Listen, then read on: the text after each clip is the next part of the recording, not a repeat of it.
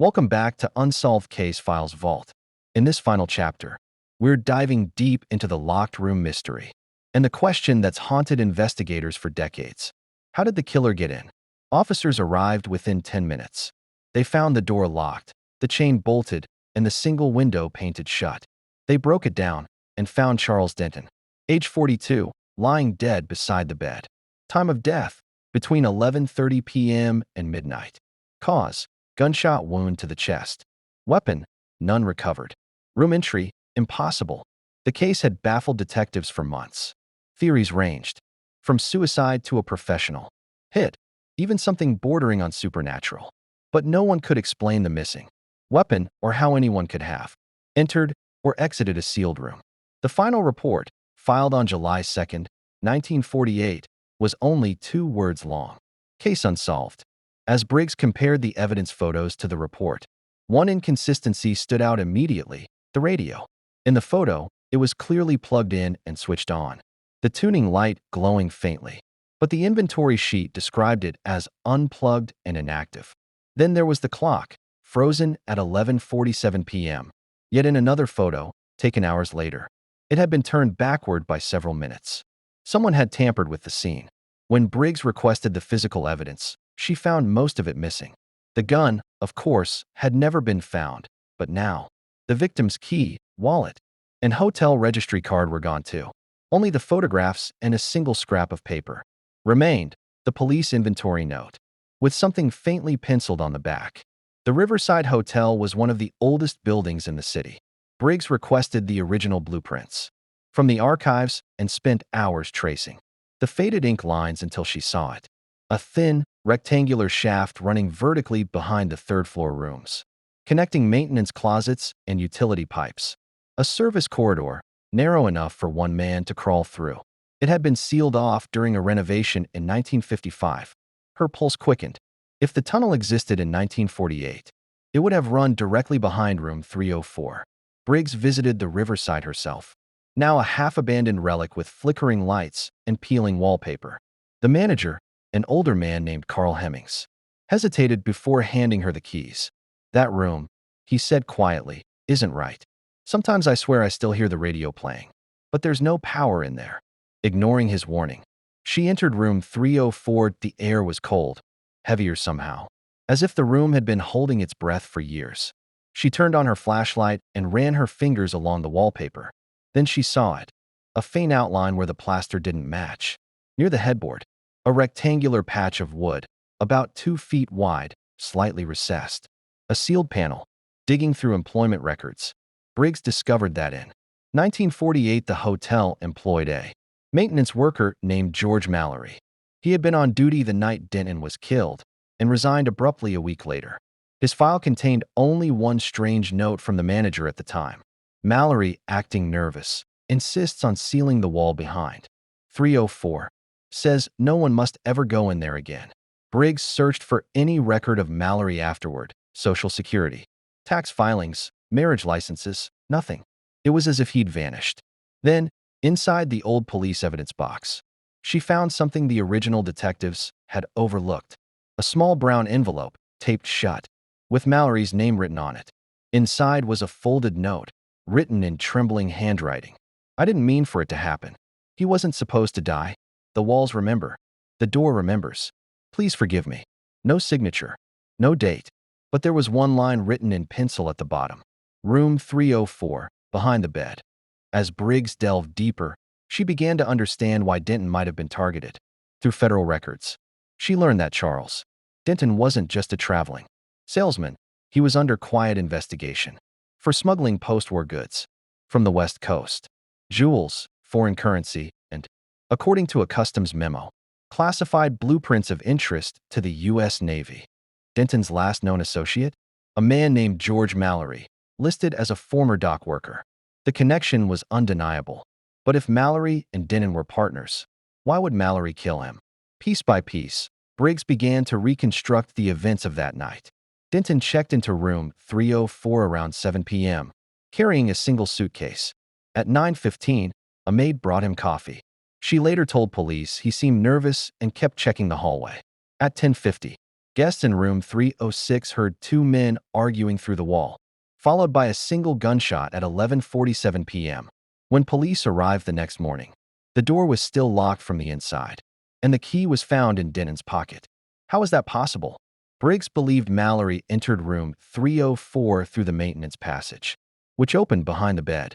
The two men argued, perhaps over stolen goods or a deal gone wrong.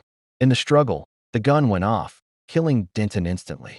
Panicking, Mallory wiped the gun, hid it inside the passage, then locked the door from within, bolting it to make the scene look impossible. Before escaping through the crawl space and sealing the panel behind him, it explained everything. The missing weapon, the locked door, the unbroken window. But one chilling detail remained unresolved. Why had Mallory sealed the tunnel and disappeared? In 1999, long after Briggs had retired, the Riverside Hotel was finally scheduled for demolition. Workers began tearing down the third-floor walls. Behind the plaster and insulation, they found something, a small bricked-off cavity, no more than 3 feet deep. Inside lay a rusted revolver, a pair of work gloves, and a metal tag that read G. Mallory, Maintenance. Forensics later confirmed the bullet. Markings matched perfectly with the slug, removed from Denton's body half a century earlier. But there was more. Wedged beside the gun was a journal, its pages faded and water-stained but still legible. The first entry was dated March 10, 1948. Charlie says this is our last job. He promised me a cut if I hide the goods in the hotel till the buyer comes. I don't trust him. He drinks too much and talks too loud. Then March 12th. He's threatening to tell the police if I don't hand it all over. I told him I'd burn it first. He laughed. I wish I hadn't brought the gun. And finally, the last entry. I didn't mean to shoot him. I tried to take it back, but it was too late. I locked the door to make it look like magic, so no one would blame me. I can still hear the radio. It won't stop playing. The walls won't stop whispering. If anyone finds this, please seal the door. Don't open it again. The handwriting faltered near the end, as if written in panic. The final line trailed off mid-sentence. Investigators believe Mallory sealed the crawl space himself, walling off the gun in his journal before escaping through the ventilation shaft. But there was no record of him ever resurfacing, no death certificate, no sightings, no family. Some workers claimed that during demolition, they found scratches on the inner side of the wall, long, uneven marks, as if someone had clawed at the bricks from inside. No remains were recovered. The city declared the mystery solved, officially, but those who worked the site said otherwise. One worker, interviewed years later, described hearing knocking from inside the wall the night before they tore it down. Another swore he heard faint static, like an old radio tuning between stations. Detective Eleanor Briggs, by then in her 70s, visited the site one last time before it was demolished. The hotel was silent, stripped to its framework. She stood where room 304 once was, now an open skeleton of wooden beams and plaster dust. She closed her eyes, and for a moment, she imagined it as it had been, the brass doorknob, the faint smell of cigars, the ticking clock frozen at 11:47. Then she heard it, so faint she thought she imagined it a fragment of music, the opening bars of a 1940s jazz tune, echoing from somewhere inside the walls. When she opened her eyes, there was nothing there, just the hollow wind moving through the broken windows. The Riverside Hotel was demolished in the early 2000s. A parking lot now covers the site. But to this day, security guards sometimes report hearing a radio playing faintly at night, though there's no power source anywhere nearby. The city archives list the case of Charles Denton as solved. The killer, George Mallory, motive, greed and fear. But the truth, as with all locked room mysteries, remains uncertain. Was Mallory truly the killer? Or was there someone else, someone who used him, someone who knew about the tunnels and framed him to take the blame? No one can say for sure. The journal, the weapon, and the room itself are all that remain. Mute witnesses to a crime that broke every rule of reason. And yet, there's something unsettling about the way the story ends. Because in her final interview before retirement, Eleanor Briggs said something the official reports never published. When asked whether she believed the mystery was truly solved, she smiled faintly and replied, "We found the gun, yes. We found the notes. But one thing still bothers me. When they broke open that wall, there were 2 sets of fingerprints on the gun. One was Mallory's." She paused. The other belonged to someone who was never in the hotel registry. The interviewer asked whose fingerprints they were. Briggs only said, "That part was sealed, like the door. Some rooms should stay locked forever." Over the years, the story of Room 304 has become a favorite among true crime enthusiasts and paranormal investigators. Books have been written, documentaries filmed, and conspiracy theories born. Some claim the hotel was part of a government smuggling operation. Others insist Denton's death was an act of vengeance by a rival gang. But most visitors come for something simpler: to stand where the impossible once happened. Local ghost tours still stop near the site. Guides tell guests to stand quietly and listen. Sometimes, they say, you'll hear 3 soft knocks, followed by a faint melody. The same tune that was playing on Denton's radio the night he died. Whether it's just the wind or something else, no one knows. But one thing is certain: Room 304 will never be forgotten. A door locked from the inside. A man dead by a single bullet.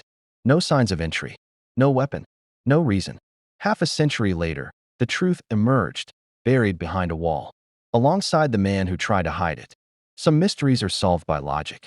Others are solved by confession. But Room 304? It solved itself. One whisper, one clue, one wall at a time.